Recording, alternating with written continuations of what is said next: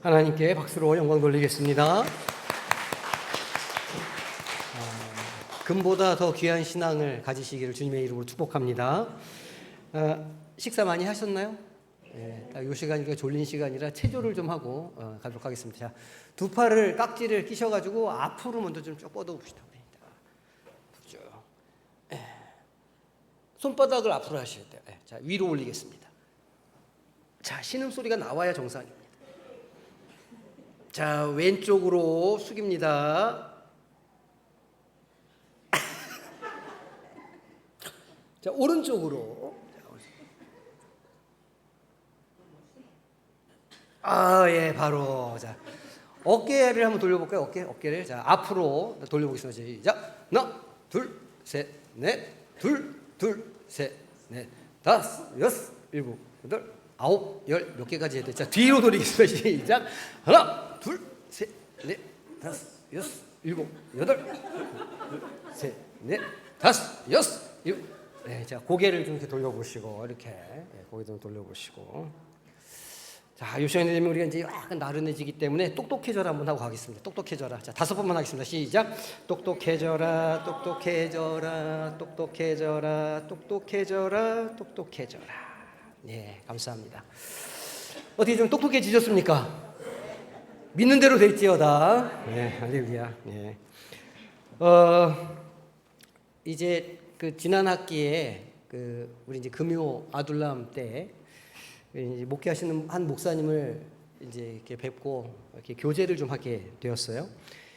저보다 10년 먼저 담임 목회를 시작하신 분이고, 저 나이는 좀 어리시지만 지금도 변함없이 이제 그 자리에서 열심히 사역을 하시는 분이시죠. 그 목사님과 대화하면서 썩 마주하고 싶지 않은 현실을 이렇게 제가 좀 마주하게 됐습니다. 우리가 살고 있는 이 너무너무 아름다운 섬의 이름이 뭐죠? 영도예요. 영자가 무슨 영자인지 아시죠? 그림자 영자입니다. 그림자 섬이죠. 아니면 섬 이름이 영도인가? 뭐 아시는 분들도 있겠지만 사실은 앞에 아니에요. 벌써 일찍 넘어갔어요. 앞에 절자가 원래 있어야 돼요. 절영도가 원래 영도의 이름이거든요. 그러니까 절은 끊어질 절자여서 그림자가 끊어진다 이런 뜻입니다. 이게 무슨 뜻인고 하니 영도에 말을 좀 키웠다고 그러죠. 근데 말이 너무 잘 달려가지고 그림자가 쫓아가지를 못했대요, 말을. 그래서 그림자랑 말이랑 잘라지니까 그래서 절영도라고 불렀다. 이제 이런 이야기가 있어서 영도인데 이름에 그림자가 있어서 그런가 이렇게 짙은 그림자가 있습니다. 가장 어두운 그림자가 뭔가 이렇게 생각해 보니까 인구 감소예요. 1995년도 이후로 꾸준히 인구가 이렇게 감소하고 있다고 합니다. 청년들도 나가고 고령화가 가속화되고 있는 중이죠. 최근 20년간 통계를 보니까 인구가 36.3%가 감소했대요. 그러니까 100명이라고 치면 36명이 섬 바깥으로 나갔다, 그런 의미입니다. 연 평균 2.38%씩 줄고 있대요. 매년 3명 정도가 계속 영도를 빠져나가는 거예요. 100명 중에. 이 어두운 그림자 가운데 가장 짙은 부분이 어디냐? 18세에서 39세 청년층이 전체 인구 순 유출의 60%를 차지한다, 그런 말입니다. 그러니까 지금 36명이 영도를 나갔는데 지난 20년간 그 중에 60%니까 한 20명 정도가 청년들이 나갔다, 그런 의미예요. 이제 그러다 보니까 65세 이상의 고령층 비율은 33.4%. 이게 2023년인가 통계니까 아마 올해 통계가 나오면 훨씬 더 높아졌을 거예요. 아마 36%나 37%까지 갔을 겁니다. 초고령 지역입니다, 우리 영도가. 10년 만에 절반 이상이 늘어났어요. 65세 이상은. 근데 청년층은 딱 절반으로 줄었다는 거예요. 산업연구원의 K지방소멸지수를 제가 좀 살펴보니까 영도구 2018년에서 20년까지 인구 증가율이 마이너스 2.79%였다. 전국 소멸위기 지역 59곳 중에 가장 높은 점수를 차지했다. 그러니까 가장 빨리 인구 소멸이 될 거다, 그런 이야기죠. 2021년에 행안부가 지정한 인구 감소 지역 89곳에 1등으로 당첨이 됐습니다. 92년도에 인구가 20만 명이었다고 그러는데 23년도에 10만 명까지 감소했어요.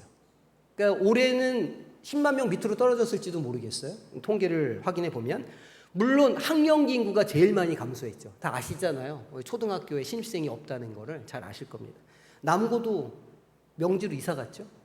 아주 심각한 그런 상황이에요. 아들이 없더라 이런 얘기입니다. 그런데 이 작은 섬의 교회에 이제 좀 올라갔다 내려갔다 하긴 하지만 작년에 우리 주소록 만들어 놓은 거 보니까 70개 교회가 있어요. 영도 안에만 70개 교회.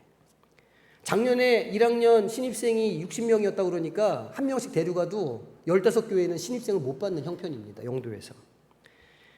아마도 이 시대의 트렌드를 따라서 작은 교회는 더 힘들어지고 큰 교회는 성도들이 쏠리는 현상이 점점 더 심해질 거라 그렇게 생각이 됩니다. 너무 당연한 얘기죠. 10년을 넘게 그래서 자기를 불살라서 목회한 이 목사님께서 저랑 얘기하는데 얼굴에 이렇게 말은 담담하게 하시는데 얼굴에 이렇게 썩 그늘이 있으신 거예요. 영도에서 그런가요? 얼굴에 그늘이 있으신 거예요. 근데 저한테 그렇게 말씀하시더라고요. 지난 10년 동안 진짜 열심히 사역했는데 요즘에 조금 힘들다 그런 얘기를 하시는 거예요. 이렇게 주일날 이렇게 설교를 하려고 강단에 올라가면 어르신들밖에 없다는 거죠. 자리에. 그 얘기를 듣는데 이분이 지난 10년간 얼마나 정말 애쓰고 힘쓰며 사역을 했는가가 이렇게 느껴지기도 했고 또 그 가운데 이분이 다 타버렸구나, 다 번아웃이 됐구나 이런 생각이 들어서 참 마음이 제가 아팠습니다. 왜냐하면 저도 그 마음을 알겠거든요.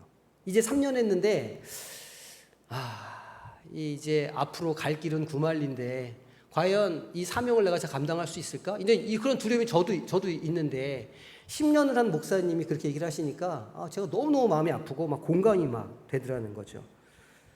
뭐 영도만의 문제겠어요. 그 용두산 공원 옆에 동땡 교회라고 그 제 갑장 목사님이 담임으로 계시는데 그 목사님 저한테 그래요.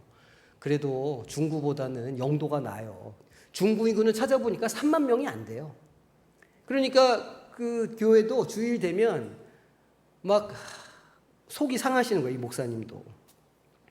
오늘 이 시대 수많은 목회자와 교회 일꾼들, 헌신된 이들과 교회학교 교사들이 정말 자기를 태워서 헌신을 합니다. 열심히 주님 앞에 나아가고 기도하고 계속 꿈을 잃지 않기 위해서 그걸 붙잡고 애쓰면서 우리 이 사역에 참여하고 있다는 거예요. 우리는 시대의 부름 앞에 기꺼이 우리 자신을 내어드렸죠. 10년을, 20년을, 30년을 평생 젊음도 건강도 시간도 재정도 아낌없이 태워서 하나님의 나라를 위해서 우리는 헌신을 해왔습니다. 한 알의 밀알이 땅에 떨어져서 썩어 죽으면 새로운 생명이 자란다. 죽어가는 영혼이 생명을 얻는다. 우리가 이 말씀 붙잡고 오늘까지 열심히 달려온 거예요. 그렇게 자기를 태우는 촛불처럼 그렇게 살아왔습니다. 그렇게 다짐하면서 이 현실을 온몸으로 저항하면서 믿음으로 그루터기처럼 그 자리를 꿋꿋하게 지켜왔는데 어느 날 이렇게 정신을 차리고 주변을 좀 둘러보면 소망이 저 멀리 아득하게 보이는 것 같다는 말이에요. 여전히 안개 속에 있는 것 같습니다. 우리가 꿈꾸는 부흥, 우리가 기도하는 회복은 어쩌면 이게 현실적인가? 이게 가능한 일인가? 라고 자문하고 질문해 보게 됩니다. 하지만 그렇다고 해서 앞이 좀 안 보이고 안개 속에 있는 것 같다고 해서 우리가 이 도전을 멈출 수 있느냐? 그렇지 않습니다. 우리는 계속 앞으로 가야 해요. 누군가는 이 자리를 지켜야 하니까.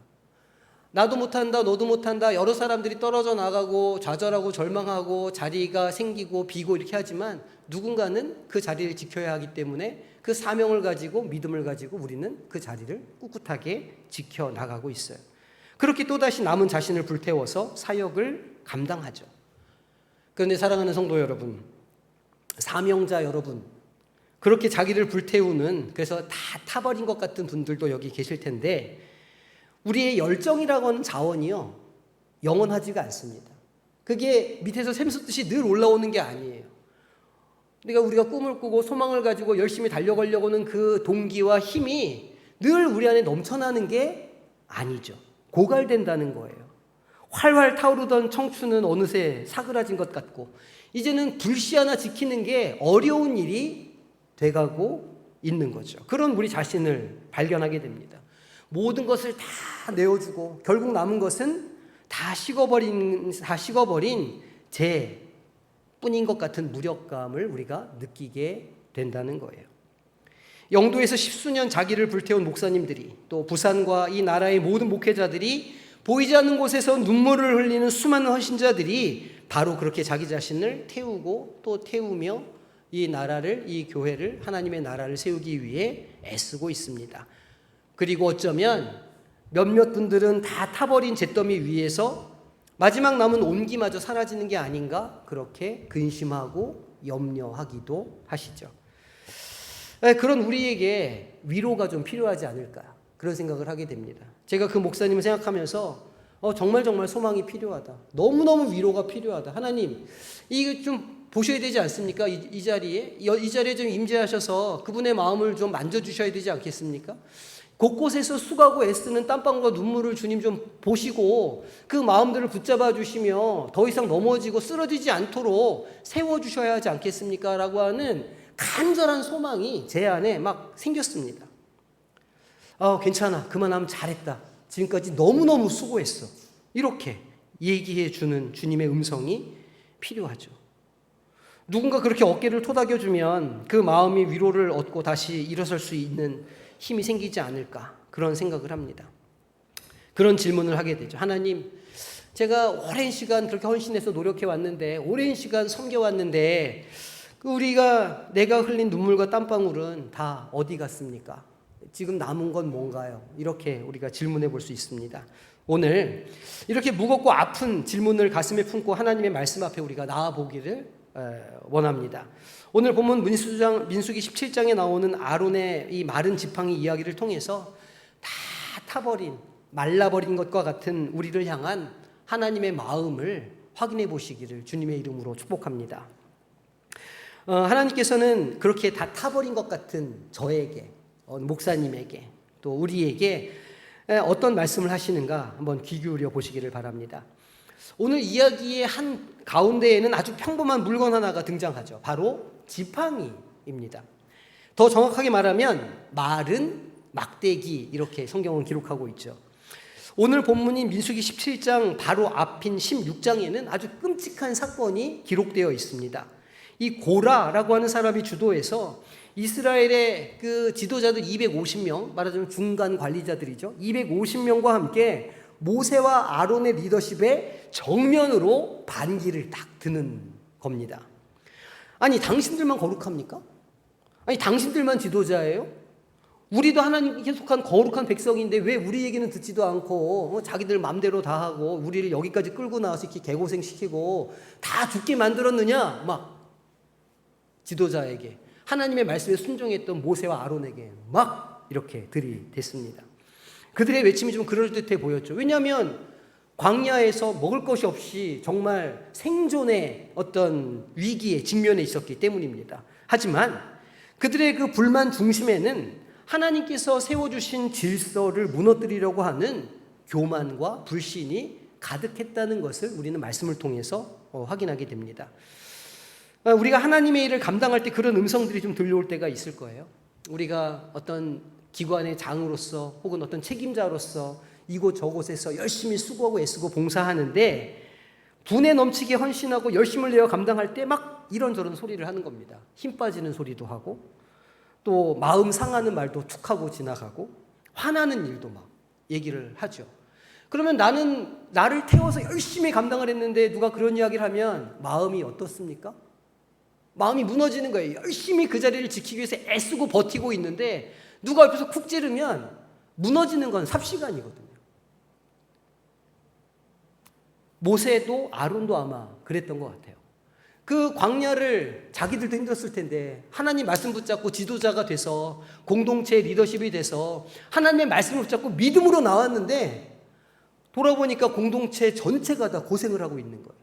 밥도 제대로 못 먹고 잠도 제대로 못 자고 물도 없고 다들 죽어가는 것처럼 보이면 모세와 아론이 얼마나 그 속이 타들어갔겠습니까? 그것만으로도. 그런데 250명이 고라와 함께 이제 탁 맞서는 거예요. 이게 뭐냐, 당신들이 우리를 끌고 와서. 이게 당신들이 잘하는 거냐. 하나님의 말씀이 어딨냐. 우리 돌아가야 된다. 결국 하나님께서는 땅을 가르셔가지고 그들과 그들의 가족들을 삼키시는 무서운 심판을 16장에서 내리신다는 거예요. 그런 무서운 심판을 겪고 나서도 이 비극이 끝나지가 않는 겁니다. 다음 날이 되었는데 이스라엘 백성들이 또다시 모여서 모세와 아론에게 몰려와 원망을 막 쏟아냅니다. 당신들이 하나님의 백성을 죽인 거 아니냐. 당신들이 잘못해서 이 백성들이 심판을 받은 게 아니냐. 모든 잘못을 그 두 사람에게 다 뒤집어 씌우고 있는 거예요.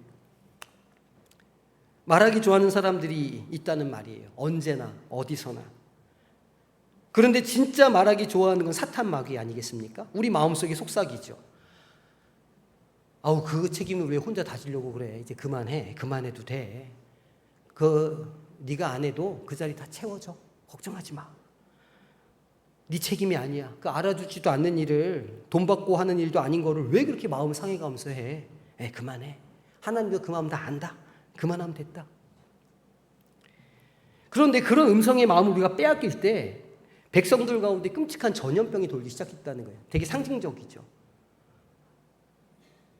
나는 됐다. 난 이제 그만할 거야. 난 이제 안 할래. 라고 내 스스로 포기하는 순간 그 절망의 마음이 전염병처럼 그 공동체를 휩쓸고 지나간다는 말이에요. 아론이 다급하게 향로를 들고 백성들 사이를 막 뛰어다니면서 속죄의 제사를 드립니다. 하나님 이 심판을 멈춰주십시오. 이 절망의 이 전염병이 끊어지게 하여 주시옵소서. 우리가 다시 주님 앞에 나아가겠습니다. 이 심판을 멈춰주십시오. 라고 제 속죄의 제사를 드리고 재앙이 멈추는 거예요. 그런데 16장을 보면 그 짧은 시간에 무려 14,700명이 목숨을 잃었다고 기록합니다. 한번 상상해 보십시오. 반역과 심판, 죽음과 원망, 그리고 재앙이 휩쓸고 간 이스라엘 진영의 분위기가 어땠을까요? 그 약속의 땅을 향해 간다고 하는 믿음의 공동체라고 하는 그들의 모습이 어땠겠습니까? 엉망진창이었을 거예요. 아마 하나님의 말씀을 붙잡고 광야길을 나온 이들이 산전수전 겪으며 믿음을 지켰던 이들이 다 번아웃이 되어버려서 서로 책임을 회피하고 죄를 전가하고 서로를 비난하는 상황으로 공동체가 쑥대밭이 되어 가는 겁니다. 도대체 꿈이 뭡니까? 소망이 뭡니까? 하나 되면 뭐고 교회는 뭐예요? 이 공동체는 더 이상 공동체가 아닌 서로를 향한 깊은 불신과 두려움, 슬픔과 분노가 뒤섞여서 숨막히는 침묵만 아마도 가득했을 것입니다. 바로 그때 하나님께서 이 모든 논쟁과 혼란을 잠재우시기 위해서 모세에게 말씀하십니다. 너는 이스라엘 자손에게 말하여 그들 중에서 각 조상의 가문을 따라 지팡이 하나씩 취하되 곧 그들의 조상의 가문대로 그 모든 지휘관에게서 지팡이 12를 취하고 그 사람들의 이름을 각각 그 지팡이에 쓰되 12지파가 있으니까 그 지파별로 지팡이를 하나씩 만들라는 겁니다. 그리고 지파의 이름을 쓰라는 거예요. 루벤, 갓, 다 이름을 써가지고 갖고 오라는 거예요. 레위의 지팡이에는 아론의 이름을 쓰라. 이는 그들의 조상의 가문의 각 수령이 지팡이 하나씩 있어야 할 것임이니라. 그 지팡이를 회막 안에서 내가 너희와 만나는 곳인 증거궤 앞에 두라. 회막 안에는 아무나 못 들어가죠. 제사장만 들어갑니다. 그러니까 아론이 그 12개 지팡이를 가지고 회막 안으로 들어가요. 성막 안으로 들어가는 거예요. 지성소 안으로 들어갔는지는 불분명해요. 하지만 어쨌든 들어가서 여호와의 궤 앞에 12개 지팡이를 쫙 깔아 놓은 겁니다. 이 지팡이가 무엇일까요? 나무를 잘라 만든 막대기예요. 목자들이 양을 칠 때 쓰기도 하고 나이든 노인들이 몸을 의지할 때 사용하기도 하죠. 중요한 건 여기에 모인 지팡이들이 모두 마른 막대기라는 겁니다. 이미 오래전에 나무에서 잘렸기 때문에 죽은 나무까지죠. 뿌리가 없으니 땅으로부터 더 이상 생명의 수액을 공급받을 수가 없습니다. 스스로 싹을 틔우거나 잎을 내거나 꽃을 피울 힘이 전혀 불가능한 죽어있는 그런 막대기라는 말이에요. 시간이 지나가면 점점 더 메마를 것이고 부서지기 쉽게 된 생명력이 완전히 끊어진 죽은 나무 토막입니다. 가능성이라고는 찾아볼 수 없는 마른 막대기에 불과하죠.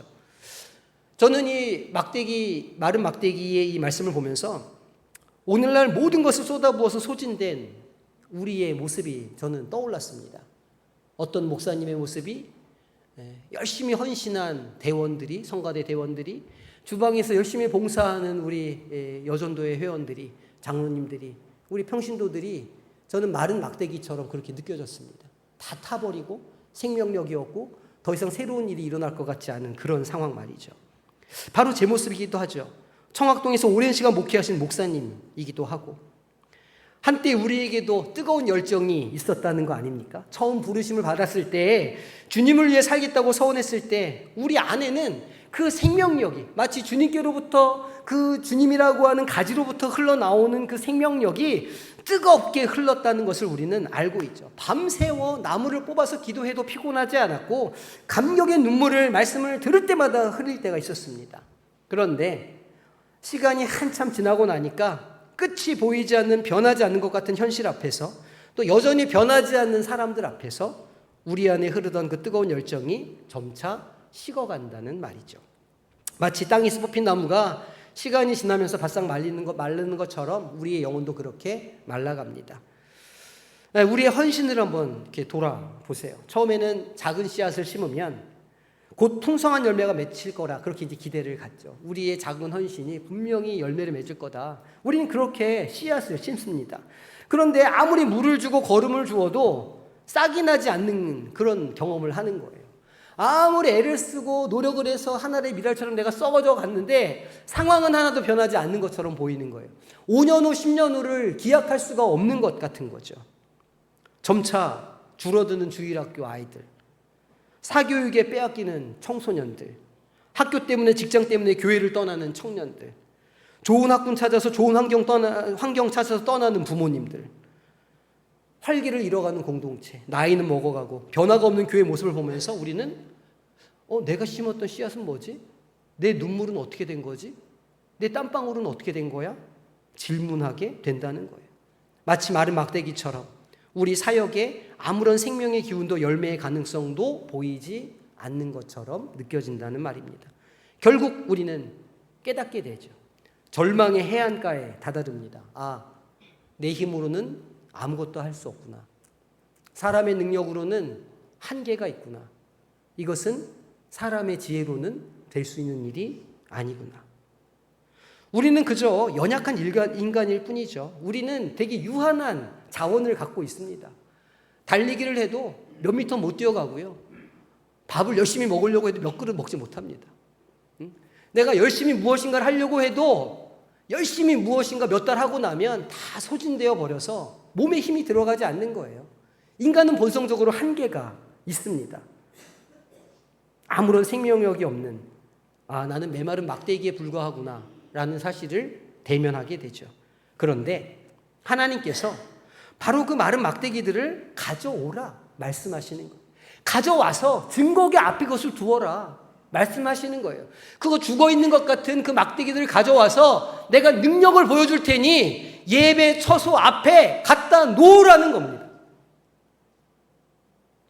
이제 12개의 마른 막대기는 성소의 작은 메노라, 촛대 있죠? 성소 안에 촛대가 있습니다. 흔들리는 작은 촛불과 정적 속에 가만히 놓여 있었을 거예요. 아무런 희망도 기대도 없이 그저 그 자리에 있었습니다. 사랑하는 우리 성도 여러분, 우리 장로님들, 권사님들, 우리 집사님들, 교사 선생님들, 지금 우리의 모습이 혹시 이 어둠 속에 놓여있는 마른 막대기처럼 그렇게 생각되지 않으십니까? 모든 열정이 다 소진되고 아무런 가능성도 보이지 않고 내 힘으로 아무것도 할 수 없다는 무력감 속에 그렇게 홀로 남겨진 것처럼 외롭게 고독하게 자기 싸움을 싸우고 계신 것은 아닌가요? 하지만 바로 그 자리, 우리의 끝에서, 우리의 절망에서, 우리의 한계에서 하나님이 일하기 시작하신다는 사실을 오늘 말씀을 통해서 우리는 보게 됩니다. 우리의 이야기는 마른 막대기로 끝나는 게 아니라는 거예요. 마른 막대기가 분명한데 마른 막대기 그것으로 이야기가 끝나는 게 아니라는 겁니다. 하나님께서 왜 이 죽은 나무 토막들을 통해 말씀하셨을까요? 왜 그것을 통해서 일하기를 원하셨을까요? 어둠과 침묵 속에 하룻밤이 지났습니다. 다음 날 아침에 모세가 회막에 들어가서 지팡이들을 하나하나 확인하는 거죠. 그런데 도저히 믿을 수 없는 일이 펼쳐진 겁니다. 다른 11개의 지팡이는 어제와 똑같이 아무런 변화가 없는 마른 막대기였는데 유독 아론의 이름을 쓴 레위 지파의 막대기, 그 지팡이에만 놀라운 일이 일어난 겁니다. 성경은 그 기적을 이렇게 기록합니다. 이튿날 모세가 증거의 장막에 들어가 본즉 레위 집을 위하여 낸 아론의 지팡이에 움이 돋고 순이 나고 꽃이 피어서 살구 열매가 열렸더라. 이 그림 좀 보여주시겠어요? 방송실? 이게 살구나무로 번역된 건데요. 살구 꽃처럼 보이죠? 사실은 아몬드 꽃입니다. 아몬드 나무에 아몬드 꽃이 저렇게 피어요. 비슷하기 때문에 번역할 때 살구꽃이라고 번역을 했습니다. 이것은요, 단순한 기적이 아닙니다. 여기에는 세상의 이치를 뛰어넘는 하나님의 생명의 역사가 담겨 있죠. 한번 생각해 보세요. 식물이 자라려면 순서가 있는 거예요. 먼저 씨가 심기어지고 움이 돋고 줄기가 자라서 싹이 나고 시간이 흘러서 그 줄기에 꽃이 피고 그 꽃이 져야 비로소 열매가 맺히죠. 그런데 아론의 지팡이에는 이 모든 생명의 과정이 단 하룻밤 사이에 동시에 일어난 겁니다. 움과 싹과 꽃과 열매가 한 가지에 함께 달려있는 시간을 초월한 생명의 신비를 그 모세와 아론은 경험할 수 있었습니다. 이것은 아론의 지팡이가 다른 지팡이들보다 더 훌륭하거나 특별해서 그런 게 아니에요. 아론의 지팡이는 특별한 무슨 자작나무로 만들고 다른 지팡이들은 그냥 다른 나무로, 그런 의미가 아닙니다. 아론의 지팡이도 똑같은 마른 막대기였지만 이 지팡이 자체에서 생명력이 나온 게 아니에요. 이 생명력이 어디서 왔을까요? 전적으로 하나님으로부터 왔다는 거예요. 하나님께서 친히 생명을 불어넣으셨고 하나님께서 주권적인 능력으로 죽은 나무에 열매가 맺히게 하셨다는 겁니다. 이것은 누가 진짜 하나님의 사람인지를 증명하는 일을 넘어서서 모든 생명과 권위가 오직 하나님으로부터 온다는 것을 보여주는 강력한 하나님의 말씀이었습니다. 다른 지파들이 리더십을 인정하지 않으면서 비난하고 하나님의 말씀을 신뢰하던 자들을 헐뜯었을 때에 하나님께서 그 믿음을 가진 리더십의 손을 들어주시고 그들의 헌신에 응답을 해 주신다는 말씀이에요. 여기서 우리 한 가지 중요한 질문을 던져야 합니다. 왜 하필 살구 열매, 아몬드 열매였을까요? 포도나 무화과 아니면 다른 열매일 수도 있었을 텐데 왜 하나님은 마른 막대기에 하필이면 아몬드 열매와 아몬드 꽃이 피게 하셨을까요? 여기에는 우리를 향한, 특별히 지치고 소진된 사람들을 향한 하나님의 섬세하고 따뜻한 위로의 메시지가 담겨져 있습니다. 우리말 성경에 살구나무로 번역된 이 나무는 아몬드 나무죠. 아몬드를 이 히브리어로 샤케드라고 부릅니다. 샤케드, 아몬드 나무요. 샤케드, 이렇게 생겼어요. 저렇게 열매가 맺히는 거예요. 이 샤케드라는 단어는요, 아주 특별한 동사에서 파생되었습니다. 바로 쏴카드라고 하는 단어예요. 이 쏴카드라고 하는 단어는 지켜보다, 깨어있다, 잠들지 않고 주목한다, 이런 동사입니다. 이 단어의 의미는 예레미야 1장을 보면 더 분명하게 드러나요. 젊은 예레미야를 하나님께서 선지자로 부르실 때에 예레미야가 두려움에 떨면서 이렇게 말하죠. 하나님, 저는 아이라서 말할 줄을 모릅니다. 바로 그때 하나님께서 예레미야에게 환상을 보여주시는 거예요. 그때 보여주는 환상이 살구나무 환상 아닙니까? 그러니까 아몬드 나무 환상이죠. 예레미야야, 내가 무엇을 보느냐? 예레미야가 대답하죠. 제가 살구나무 가지를 봅니다. 아몬드 나무 가지를 봅니다. 이렇게 대답해요. 그런데 히브리 원문으로 읽어보면 제가 샤케드 가지를 봅니다. 이렇게 대답을 한 겁니다. 그러자 하나님이 이렇게 말씀하시는 거죠. 내가 잘 샤케드 하였다. 이는 내가 내 말을 지켜 그대로 이루려 함이다. 내가 너를 샤카드 하겠다. 이렇게 말씀하시는 거예요. 무슨 말입니까? 내가 너를 지켜보겠다. 내가 네 수고를 안다. 내가 너의 눈물을 안다. 그 땀방울 내가 알고 있어. 그거는 그냥 없어지는 게 아니야. 생명력이 없는 마른 나뭇가지처럼 있을지라도 내가 알고 있어. 내가 알고 있기 때문에 그 마른 나뭇가지에 내가 꽃이 피게 하고 열매가 맺게 할 거야. 내가 너를 지켜보고 있어. 그 죽은 나무에 맺힌 아몬드 열매 샤케드는 단순한 기적의 증거가 아니죠. 그것은 바로 샤카드, 지켜보시는 하나님의 약속의 증표가 됐던 겁니다. 하나님께서 그 열매를 통해 모든 이스라엘 백성에게, 그리고 오늘 지쳐있는 우리 모두에게 이렇게 말씀하고 계시는 거죠. 내가 다 알아. 내가 다 지켜보고 있어. 아무도 알아주지 않는 그 자리에서 흘리는 눈물 내가 다 안다. 희망이 보이지 않는 것 같은 현실 속에서도 포기하지 않고 씨름하는 그 기도의 눈물을 내가 지켜보고 있어. 그 수고와 헌신, 기도와 아픔, 내가 잠들지 않고 그거를 지켜보고 있고 주목하고 있다. 그러니 두려워하지 말아라. 내가 내 말을 지켜 너를 향한 나의 약속을 반드시 이루어 줄 거야. 사랑하는 하나님의 나라로 살아가시는 동역자 여러분, 이것이 바로 하나님께서 우리에게 주시는 위로의 말씀입니다. 우리가 사역하며 지치는 이유는 어쩌면 그 열매를 내 힘으로 맺어야 한다고 생각하기 때문이 아닐까요? 내 노력으로 교회를 부흥해야 하고, 내가 설교 잘해서 성도님들 은혜 받게 해야 되고, 내가 목회 잘해가지고 교회 많은 사람들이 오게 하고, 내가 열심히 전도해서 교육부서에 아이들 넘치게 하고, 내가 열심히 봉사해서 많은 사람들에게 기쁨을 주고, 이렇게 한다고 생각하기 때문은 아닐까요? 내가 노력해서 내 노력으로 교회를 부흥시키고, 내 말로 사람을 변화시켜야 한다고 하는 그 무거운 짐이 우리 어깨를 누르고 있는 것은 아닌가요? 그런데 하나님은 말씀하시는 거예요. 아니야. 열매를 맺게 하는 건 너의 일이 아니다. 생명을 주는 일은 내가 하는 거야. 열매를 맺게 하고 생명을 주는 일은 나의 때에, 나의 영으로 내가 하는 일이야. 하지만 너는 나무 막대기 그대로 나에게 와줄래? 우리의 역할은 우리 자신을 불태워서 죄가 되는 게 아니에요. 우리는 분명히 땀 흘리고 눈물을 흘리겠지만 그것을 통해서 열매가 맺히는 건 아니라는 거예요. 하지만 하나님은 우리의 눈물과 땀을 분명히 기억하고 계시고 그것을 통해 일하실 거예요. 그리고 하나님의 때에 열매를 맺게 해 주실 겁니다. 말씀을 맺겠습니다. 이 아론의 마른 지팡이 이야기를 통해서 다 타버린 재와 같은 우리를 향한 하나님의 마음을 오늘 우리가 좀 엿보게 되었죠. 이 생명력이라고는 찾아볼 수 없는 우리의 모습이 바로 마른 막대기 같고, 그런 우리를 잠들지 않고 지켜보시며 친히 생명의 열매를 맺게 하시는 분이 바로 하나님이시라 우리는 오늘 다시 한번 고백할 수 있습니다. 이 시간 저는 감히 이 청학동에 계신 목사님들을, 그리고 그분과 같은 마음으로 오늘을 살아가는 이 땅의 모든 목회자와 사역자, 교사들을 향해서 하나님의 마음을 선포하고 싶습니다. 사랑하는 동역자 여러분, 여러분들의 수고는 결코 헛되지 않습니다.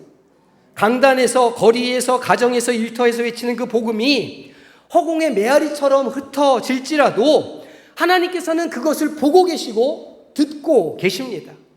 여전히 채워지지 않는 예배당 의자를 보며 낙심하는 그 마음을 하나님께서 누구보다 잘 알고 계십니다. 다음 세대가 보이지 않는 현실 앞에 흘리는 선생님들의 그 뜨거운 눈물을 하나님께서 하나도 빠짐없이 하나님의 병에 다 담고 계십니다. 하나님께서 다 보고 계시죠. 우리의 눈물과 기도와 땀방울을, 우리의 애타는 마음을 잠들지 않고 주목하고 계십니다.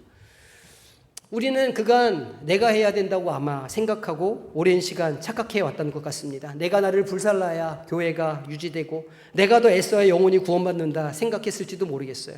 그래서 우리 스스로를 끊임없이 채찍질하면서 결국 남은 것은 상처와 탈진뿐은 아닌가 돌아보게 됩니다. 하지만 하나님은 오늘 우리에게 말씀하십니다.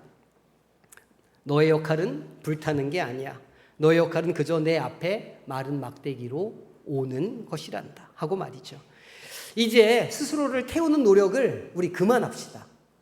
나를 태워서 내 눈물로 내가 뭘 하겠다고, 그게 아니고 그저 하나님께서 나를 쓰시겠다면 내 모습 그대로 하나님께 드리고 하나님이 일하시기를 기대하며 염려와 근심을 내려놓고 그저 기도하고 간구하는 삶이 맞지 않은가, 그렇게 생각하게 됩니다.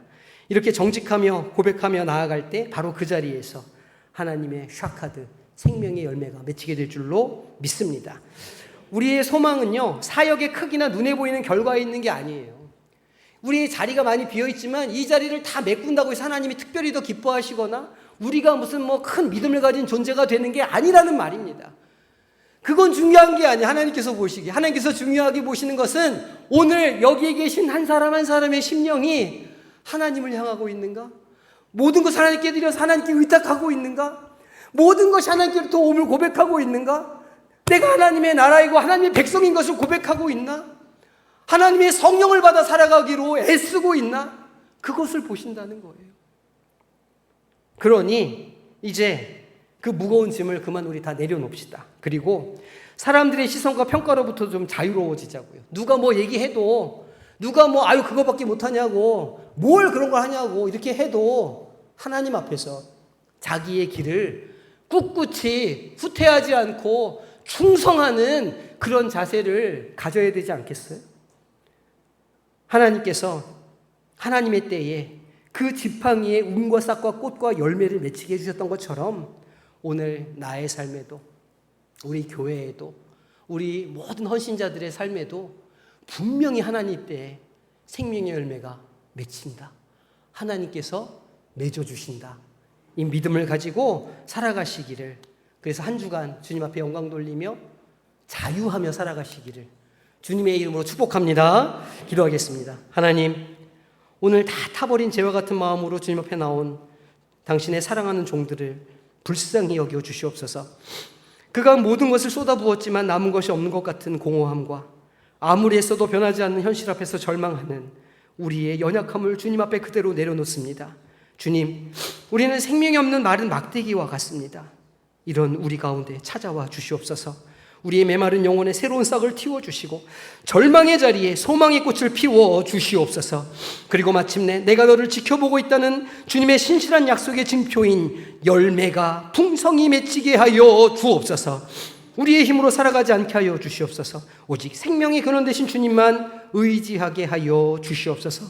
이 땅의 모든 지친 목회자들과 사역자들, 교사들의 삶 가운데 샤카드 하신 하나님의 놀라운 위로와 회복의 은혜가 강물처럼 흘러넘치게 하여 주옵소서. 우리 주 예수 그리스도의 이름으로 기도하옵나이다. 아멘.